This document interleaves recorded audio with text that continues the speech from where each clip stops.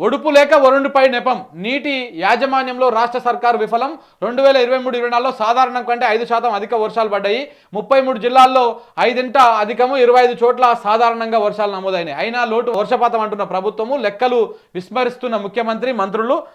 చెరువులు నింపక పాతాళానికి భూగర్భ జలాలు ఇది తెలంగాణ ముందే చెప్పినా కదా మన దక్కన్ పీఠభూమి మన భూమి కింద ఎక్కడ పోయినా కానీ రాతి నేలలు ఉంటాయి మన నేలలే రాతి నేలలు కిందంగా మొత్తము బండనే ఉంటుంది ఇక్కడ నీళ్లు ఎప్పుడు రీఛార్జ్ లెక్క చేసుకుంటూ ఉన్నారన్నమాట చెరువు నింపితే ఆ చెరువు కింద ఉన్నటువంటి ఒక 100 ఎకరాలు 200 ఎకరాలు ఎప్పుడు నీళ్లు ఉంటాయి సో కాబట్టి ఆ చెరువులు నింపితే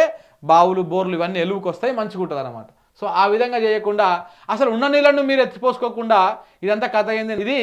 నల్లగొండ జిల్లా కనగలు మండలం పరిధిలోని కనగలు వాగుపై ఉన్న కత్వా నిరుడు మార్చిలో పైనుంచి వస్తున్న వరద పరవలతో మత్తడు పోస్తున్నటువంటి కత్వా సోయగాన్ని చూడటానికి 2 కళ్ళు సరిపోలేదు ఇదే జిల్లాలోని మునుగోడు నియోజకవర్గం పరిధిలో ఉన్న చెండూరు నాంపల్లి మర్రిగూడ మండలాల నుంచి వచ్చే వరద నీటితో ఈ కత్వా కనువిందు చేసింది ఈ సంవత్సరం వరద నీరు రాకపోవడంతో ప్రస్తుతం కత్వను చూసిన రైతులు కన్నీరు కారుస్తున్నారు నేడు దీని పరిధిలో భూగర్భ జలాలు అడుగంటిపోయాయి ఫలితంగా తాగునీరు ప్రజలకు అవస్థలే మిగిలినాయి పోయిన సంవత్సరం గిట్లా ఉంది ఈ సంవత్సరం గిట్లా ఉంది ఇది